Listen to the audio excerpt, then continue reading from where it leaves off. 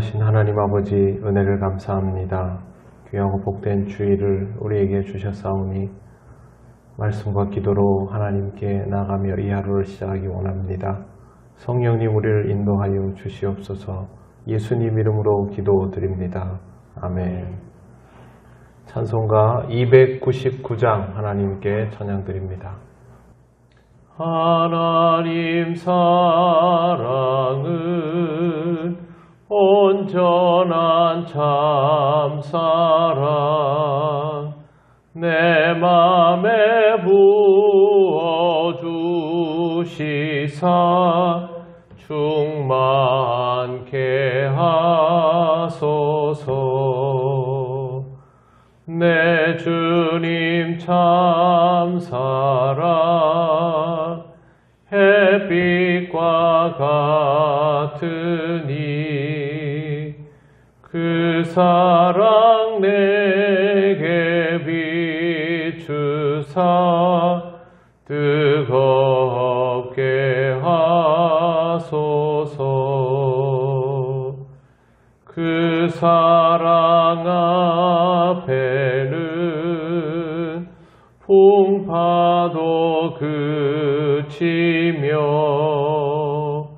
어두운 밤도 환하니 그 힘이 크도다. 하나님 사랑은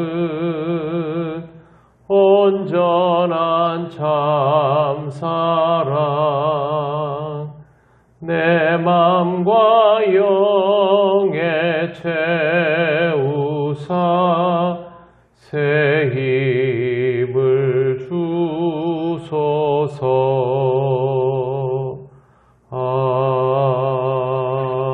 아멘. 하나님 말씀 로마서 11장 1절에서 5절입니다. 한 절씩 교독하겠습니다. 그러므로 내가 말하노니 하나님이 자기 백성을 버리셨느냐? 그럴 수 없느니라. 나도 이스라엘인이요 아브라함의 씨에서 난 자요 베냐민 지파라.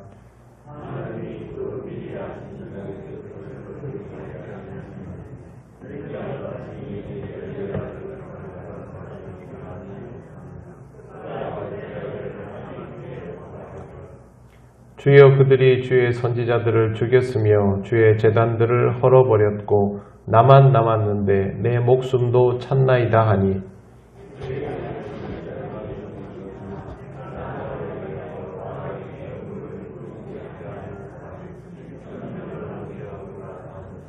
같이 읽겠습니다.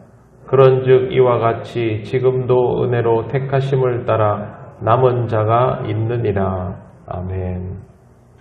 이제까지 읽은 말씀을 보면 이스라엘이 하나님의 택한 백성이요 사랑하는 자식과도 같은데 잘 대해주다가 어느 순간부터 매우 혹독하게 대하시는 것을 볼 수 있습니다.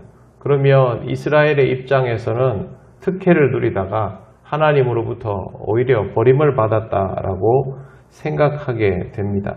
바울은 이에 대해서 그렇지 않다라고 말합니다. 1절에 보시면 하나님이 자기 백성을 버리셨느냐? 그럴 수 없느니라 라고 하면서 나도 이스라엘인이요 아브라함의 씨에서 난 자요 베냐민 지파라 그렇게 말합니다. 무슨 뜻이냐 하면 나는 이스라엘 백성인데 구원을 받지 않았느냐? 그러니까 이스라엘 백성을 하나님이 버리셨다라고 말하면 안 된다. 그 말을 하고 있는 것입니다. 2절 말씀을 보면 하나님이 미리 아신 자기 백성을 버리지 아니하셨나니 너희가 성경이 엘리야를 가리켜 말한 것을 알지 못하느냐 이러면서 엘리야의 이야기를 꺼냅니다. 하나님께서 엘리야를 어떻게 대하셨느냐를 보면 알 수 있다는 것이죠. 3절에 보시면 엘리야가 이런 말을 합니다. 주여 그들이 주의 선지자들을 죽였으며 주의 제단들을 헐어버렸고 나만 남았는데 내 목숨도 찼나이다 하니 엘리야가 하나님 앞에 기도하는 것인데 사실 이 당시 이스라엘의 실태에 대해서 결과적으로 하나님께 보고하듯이 되어버렸습니다. 모든 이스라엘 백성 거의 대부분이 하나님을 믿지 않고 우상을 따릅니다. 그런데 하나님을 믿는 자들이 소수 남아 있었는데 이 사람들이 박해를 당하고 죽고 자기 엘리야가 보기에는 자기만 남아 있는 것이죠. 엘리야가 하나님께 보고를 합니다. 엘리야의 위치와 모든 이스라엘 백성의 위치가 다릅니다.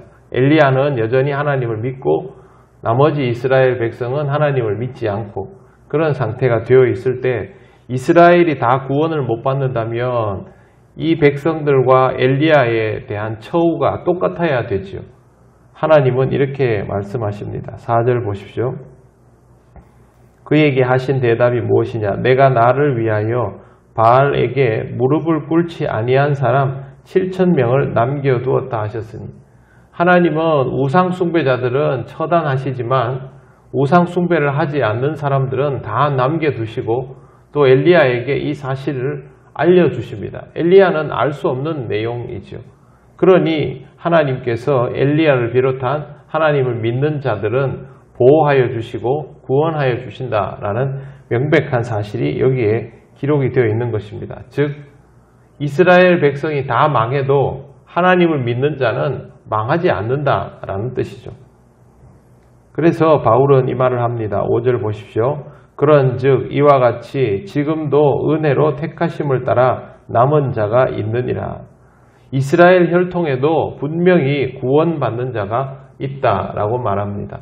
우리가 생각하기에는 예수님의 제자들을 열거하면 되지 않느냐라고 싶지만 이 시대의 유대인들이 예수님의 제자들이 구원받는다라는 것을 확인할 방법이 없고 사도 바울을 마찬가지로 지금 살아있는 사람이 어떤 식으로 구원을 보장하고 확증할 수 있느냐 확인하기 어렵단 말입니다. 그래서 바울은 구약에 있는 엘리야 모든 사람들이 하나님을 버리고 멸망당하여도 남아서 하나님으로부터 보호를 받는 이 엘리야를 보면서 이스라엘이 망하는 것이 아니라 하나님을 믿지 않는 자가 망한다라는 것을 분명하게 보여주고 있는 것입니다. 그리고 5절에 보시면 지금도 은혜로 택하심을 따라 남은 자가 있느니라 그렇게 기록되어 있습니다. 여기에서 포인트는 은혜로 택하심을 따라입니다. 하나님의 은혜를 따라 구원받는 자가 생겨나게 된다라는 것이죠. 은혜로라는 말은 믿음에 대하여 하나님이 은혜를 베푸신다라는 뜻입니다. 구원은 혈통에 따른 것이 아닙니다. 예전에는 백인들이 흑인들을 보면서 이렇게 말했습니다. 너희는 하나님께서 우리로 하여금 잘 쓰라고 보내준 선물이다. 그러니 너희는 다른 생각하지 말고 하나님의 부르심에 합당하게 우리를 잘 섬겨라. 그게 백인들이 흑인들에게 가지고 있던 생각입니다. 그래서 자기들은 예배를 드릴 때 흑인들은 예배당 밖에서 말을 잡고 기다리고 있었고 집에서 일을 하고 있었죠. 지금은 어떻습니까? 백인이라고 해서 구원받는 건 절대 아니죠. 그런 논리라면 우리도 구원의 혜택을 받지 못해야 합니다. 구원은 이런 조건을 가지고 있는 것이 아닙니다. 하나님을 믿는 자는 누구나 구원을 받을 수 있습니다. 유대인이나 헬라인이나 자유자나 종이나 남자나 여자나 아무 구별이 없습니다. 자꾸만 이런 것들을 생각하게 되면 이건 문제가 생기는 것이죠. 우리 그리스도인들도 교회를 오래 다니다가 보면 자기도 모르게 유대인 행세를 하는 경우가 있습니다. 자기 멋대로 나는 택한 백성이고 누구는 아직도 구원받지 못할 것 같고 이런 식으로 선을 그어대는 것이죠. 그런 거 없습니다. 하나님을 믿는 자는 구원을 받고 그 믿음을 지키지 못하는 자는 구원을 받지 못합니다. 하나님은 오직 은혜로 구원을 허락하여 주십니다. 우리는 그냥 믿음을 가지고 하나님께 반응할 수밖에 없는 것이죠. 오늘도 은혜로 택하심을 받은 자가 우리라는 사실을 기억할 때마다 더욱더 그것을 기쁨으로 여기고 하나님께 감사하는 귀한 하루가 되시기를 바랍니다. 신앙생활은 그런 마음으로 할 때 항상 믿음을 유지할 수 있는 것이고 나는 이제 되었다라고 할 때 그때부터 변질될 수밖에 없는 것입니다. 오늘도 겸손히 하나님 앞에 행하며 믿는 자다운 모습으로 귀한 하루를 살아가시기를 바랍니다. 기도드리겠습니다.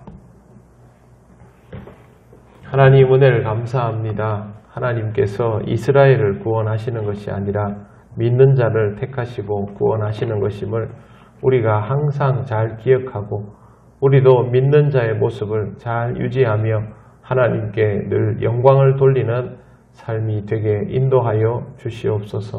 오늘도 우리 통영교회 모든 성도들 어렵고 힘든 조건 속에서도 하나님을 예배하는 기쁨으로 하루를 살아가며 하나님의 은혜를 풍성히 누리기를 원하오니 성령님 우리를 인도하여 주셔서 은혜 가운데 귀한 주일을 보내게 하여 주시옵소서. 감사드리며 예수님 이름으로 기도드립니다. 아멘. 하늘에 계신 우리 아버지, 아버지의 이름을 거룩하게 하시며 아버지의 나라가 오게 하시며 아버지의 뜻이 하늘에서와 같이 땅에서도 이루어지게 하소서. 오늘 우리에게 일용할 양식을 주시고 우리가 우리에게 잘못한 사람을 용서하여 준 것 같이 우리 죄를 용서하여 주시고 우리를 시험에 빠지지 않게 하시고 악에서 구하소서. 나라와 권능과 영광이 영원히 아버지의 것입니다. 아멘.